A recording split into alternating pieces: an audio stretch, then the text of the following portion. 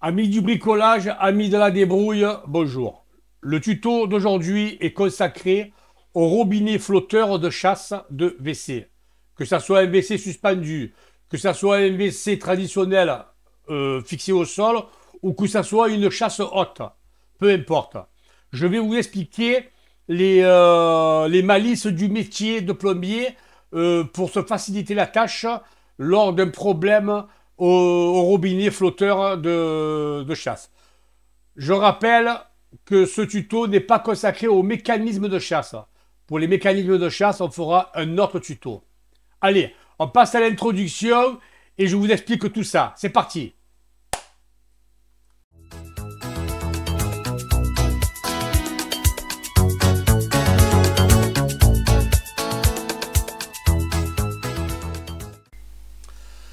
Alors, je vais vous montrer quelques flotteurs et je vais vous dire moi ce que j'en pense et je vais vous donner tous les conseils appropriés. Ok? Imaginons que vous avez un problème de robinet flotteur dans une chasse et que vous trouvez ça à l'intérieur. Ça, vous le démontez ici, hein, vous le démontez, vous fermez le robinet d'arrêt, vous démontez ça du réservoir et vous le prenez, vous le mettez à la poubelle, vous le jetez. C'est même pas la peine de chercher à le réparer. Et surtout, ne rachetez jamais le même. Jamais. À la poubelle. Regardez combien j'en ai, moi, des neufs. J'en ai 1, 2, 3, 4. J'en ai encore 2 ou 3 dans le garage. Ils sont tout neufs. Je vous les donne si je vous vois. Mais je ne mets jamais ça chez un client ou même dans mon parc immobilier. Il est hors de question que je mette des flotteurs de merde pareil. Et ça vaut presque 10 euros ces conneries-là. Hein. Presque 10 euros. Ça, vous le prenez, vous le jetez. Ok?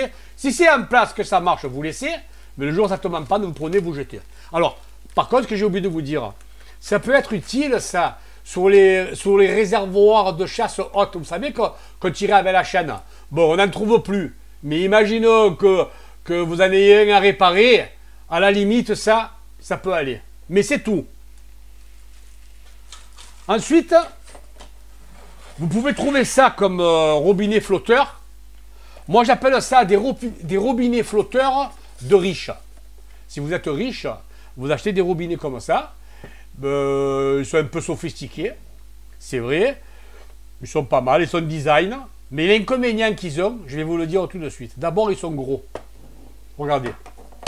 Ça ne rentre pas dans tous les réservoirs, cette grosseur. Des fois, ça vous gêne. Ensuite, ils sont trop hauts, des fois. Alors, il faut couper le bas. Celui-là, c'est pareil. Celui-là, c'est pareil. C'est gros. Ça prend de la place. Celui-là, l'avantage qu'il a, c'est qu'il est hyper silencieux. Mais à la limite, vous vous en foutez d'avoir un silencieux. Je vais vous dire pourquoi. Parce que si vous avez un robinet flotteur qui est silencieux, vous ne savez jamais s'il est bouché ou pas bouché. Et vous ne savez jamais s'il remplit votre chasse. Rien ne vaut l'oreille. L'oreille. C'est-à-dire, quand la chasse elle se remplit, d'après le bruit de l'eau qui rentre dans la chasse, vous savez si ça marche ou si ça ne marche pas. Ok? Eh bien ça, si vous trouvez ça chez un client et que ça tombe en panne, vous ne savez pas comment faire pour le réparer ou pour le dépanner. C'est des armoires à glace pour dépanner et en plus vous ne trouverez jamais les pièces. Imagine que là, dans celui-là, on doit avoir, j'imagine, une membrane. Si la membrane elle se perce, où vous allez trouver une membrane? Vous n'en trouverez pas. Parce que vous ne connaissez pas la marque, vous ne connaissez pas le modèle. Bref, toujours est-il. C'est des robinets flotteurs. Si je vous dis le prix, vous allez me dire oui, effectivement, c'est bien des robinets flotteurs de riches. Celui-là, il vaut dans les 40 euros. Celui-là. Presque le prix du réservoir de chasse. Et celui-là, il vaut dans les 30 euros. Alors, est-ce que ça vaut le coup de mettre 30 euros, 40 euros dans un robinet flotteur et si un jour on a un problème de ne pas arriver à le réparer, à mon avis, ça ne vaut pas le coup. Parce que c'est quoi l'ennemi des robinets flotteurs? Le premier ennemi, c'est quoi? C'est le tartre et les saletés qui passent à travers. C'est tout. Allez démonter l'intérieur pour détartrer. Bazen, hein? Alors, si vous trouvez ça chez un client, vous prenez, vous changez, pareil, vous jetez. D'ailleurs, ceux-là, je les ai gardés pour vous les montrer. Ils vont partir à la poubelle. Dès que le tuto est terminé, ça part à la poubelle, ces deux-là.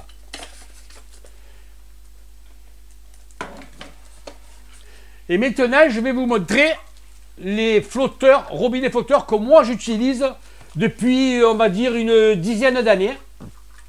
Maintenant, une dizaine d'années. Et je vais tout vous dire sur ces flotteurs. Alors, c'est pas de la pub que je fais au fabricant. Hein. Honnêtement, hein, je ne le connais même pas, le fabricant. Mais c'est parce que je les ai utilisés et je sais ce qui va là.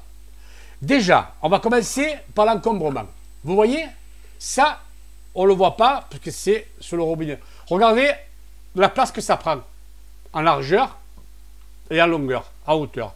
La hauteur, si elle est trop longue, c'est pas grave, on peut la couper la canne. Vous la coupez à la hauteur que vous voulez, c'est pas grave. Mais ça prend pas de place à l'intérieur. Et vous n'avez pas ce balancier là qui vous gêne quand vous le mettez en place. Regardez comparé à celui-là, la différence. Vous vous rendez compte? C'est un monstre ça. Voilà. Ça, c'est la première des choses. La deuxième des choses, c'est le prix. Le prix. Vous savez combien ça coûte? Celui-là, ce modèle. Je vous dirai pourquoi il ne faudra pas ce modèle. Il y a plusieurs raisons. Ce modèle de robinet flotteur coûte entre 10 € minimum et maximum 20 €. On les trouve, écoutez bien, hein, ces robinets flotteurs, on les trouve chez Leroy Merlin, chez Castorama, sur Internet, chez Amazon, sur eBay, sur Cdiscount et sur tous les marchands de plomberie qu'il y a sur Internet. C'est une marque, je vais vous la donner la marque. La marque c'est Siamp. C'est la marque Siamp. Mais c'est l'un des premiers prix de chez Siamp. Parce que Siamp, il a plusieurs modèles. Et ce modèle, je l'ai testé. Je vais vous dire tous les avantages qu'il a. Alors, cette partie, elle est fixée sur la cuvette. On est bien d'accord? Bon.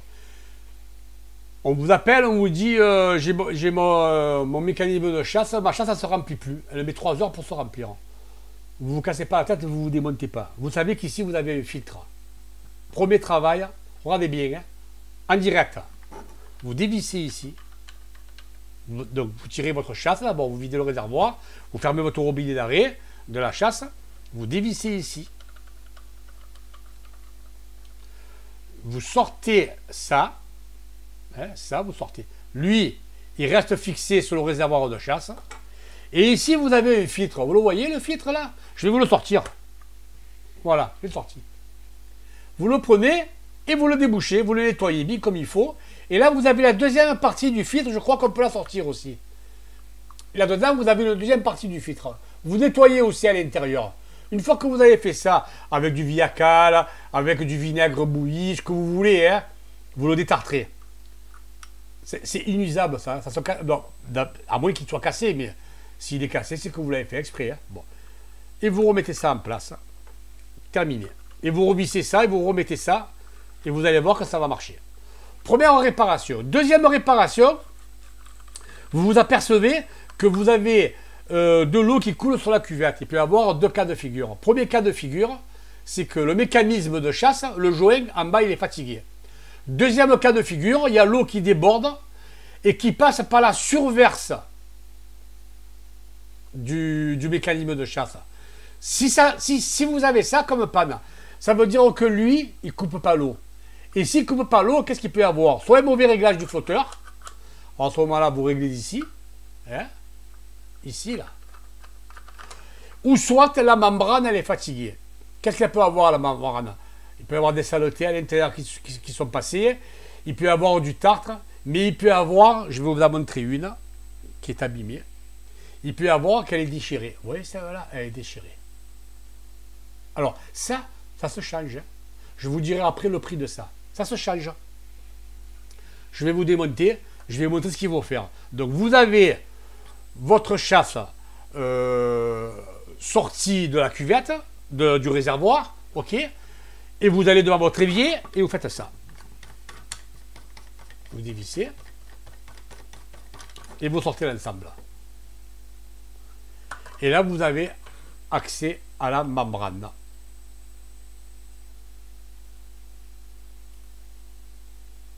Voilà. C'est la pièce maîtresse. C'est la pièce maîtresse du robinet flotteur. C'est la seule chose, c'est la seule pièce que l'on peut changer. Et avec ce modèle de chasse, avec ce modèle de chasse, cette pièce, on la trouve de partout. De partout. Alors, je vais vous dire les prix, et je vais vous dire où il faut aller les acheter, bien entendu. Cette pièce, chez Leroy Merlin, elle coûte 5,90 €. Chez Casto, elle fait à peu près 6 €. Sur Internet, pareil, vous en trouvez à 5 €, 6 €, 7 €. Moi, j'ai trouvé un lot de 5 pièces, 5, 10 € transport compris. Ça me fait la membrane à 2 €. Je sais que mon parc, il n'y a plus que ce genre de flotteur. Donc en acheter 5, ça ne mange pas de pain. Mais si je ne m'en sers pas aujourd'hui, dans 2 ans, dans 3 ans, dans 4 ans, dans 5 ans, je m'en servirai. Donc je les ai. Et je ferai le dépannage comme je vous l'ai montré. Ok? Voilà. Celle-là, ça c'est un robinet flotteur tout neuf. Hein. Je ne vous l'ai pas dit, je ne l'ai pas utilisé encore. Il est tout neuf. Il est là, de réserve. Ça c'est un qui est usagé, qui n'est pas usagé, qui a eu un problème que j'ai démonté. Et vous voyez à l'intérieur, il n'y a pas la membrane. Je les ai commandés, j'attendais les recevoir. Alors ce qu'on va faire, déjà je vais remonter ça. Ce qu'on va faire, on va aller faire un dépannage. Parce que justement, j'ai une chasse qui a un problème. Et où il y a ce robinet flotteur. Donc on va aller et on va le dépanner ensemble, tout simplement. Et je vais vous montrer que c'est hyper facile. Ok? Allez, on se voit sur le chantier et on en discute après. À tout à l'heure. Alors, amis de la débrouille, nous voilà arrivés donc sur le chantier. Ok? Cette cuvette, bon, c'est une cuvette que je connais par cœur. Je suis intervenu plusieurs fois là-dessus. Voilà. Donc, je sais que ça vient du flotteur et que ça ne vient pas du mécanisme parce que je suis déjà venu voir ce problème. Ok, donc, premier travail. On ferme le robinet d'arrêt. Ici. Deuxième travail, on dévisse le couvercle. Franchement, c'est pas sorcier, hein. Un apprenti le fait. Hein. Vous levez le couvercle et vous le posez ici. Ok? Sans outil, sans rien, on va défaire le robinet flotteur défaillant. Il n'est pas cassé, il n'est pas mort, mais il a besoin d'un entretien. Ok? À la main, on dévisse. Vous voyez, ça vient tout seul. On n'a même pas besoin de vider le réservoir de chasse. Hein. C'est pas la peine de le vider, ça sert à rien. Voilà, vous le sortez. Vous les goûtez bien pour pas trop salir le parterre.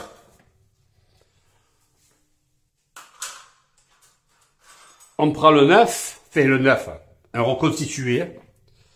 On enlève ça parce que il est resté en place, vous voyez. Il n'y avait pas besoin de plomberie à faire, hein. Ça vous n'y touchez pas, ça.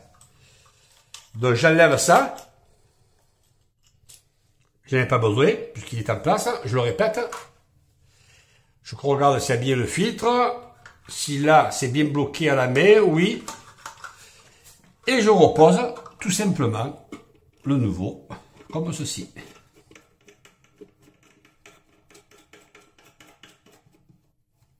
Pareil, à la main. J'essaye de le mettre le plus droit possible, si possible. Voilà.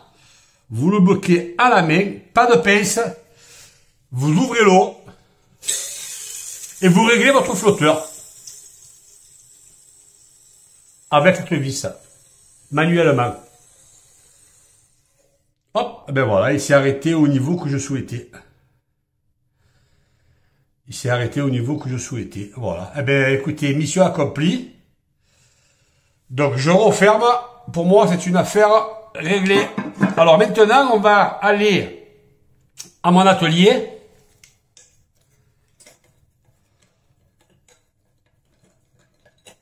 On va aller à mon atelier et on va aller reconstituer celui que je viens de démonter. On va se le faire en live. Comme ça, ça sera une vidéo et un tuto complet. Allez, on y va. Je vous dis à tout à l'heure. Amis de la débrouille, nous voici à l'atelier. Je suis revenu avec le flotteur du chantier que j'ai démonté sur place. Ok. Maintenant, celui-là, je vais le reconstituer de manière à le garder. Que si un jour j'ai encore un WC en panne, enfin un flotteur en panne chez un autre client, je partirai avec celui-là et je ferai la même opération que tout à l'heure. On va le faire ensemble. Voilà. D'abord, la première opération, on regarde le filtre. On tapote un peu, voilà. Alors là, il nous sort le filtre et le support de filtre. Alors, vous voyez dedans? C'est plein de petites merdes, comme on dit. Qu'est-ce qu'on fait? On le rince. Donc, j'ai préparé un petit bac d'eau. On rince comme ça. Alors, si vous avez un évier à portée de main, moi, pour le tuto, je le fais dans une bassine parce que l'évier, il est trop loin. Donc, vous rincez comme ça. Et si vous voyez qu'il y a du calcaire, je vais vous donner une petite astuce. J'ai toujours un bac d'acide chlorhydrique dans mon garage. Vous voyez, comme celui-là. Là. Dedans, il y a 50% d'acide et 50% d'eau. Je m'en sers pour tout. Donc, vous prenez un petit morceau de fer, par exemple, que je vais aller chercher. Voilà. C'est un petit crochet qui me sert un peu à ce genre de situation. Vous vous débrouillez pour le tenir comme ça. Aïe. Et vous le trempez dans l'acide chlorhydrique pendant 10 minutes, un quart d'heure. Alors ne vous inquiétez pas, hein, c'est du PVC, dur, l'acide ne l'altère pas. Ok, sachez-le. Voilà, une fois que vous avez fait ça pendant 5-10 minutes, vous prenez, vous rincez de suite. Vous ne touchez pas avec les doigts. Vous êtes sûr que le calcaire, il est parti, il est tout propre. Faites pareil avec le filtre, si on arrive à l'accrocher. Est-ce que je vais arriver à l'accrocher? Ouais, je suis arrivé. Pareil, vous le trempez, vous laissez comme ça 5-10 minutes.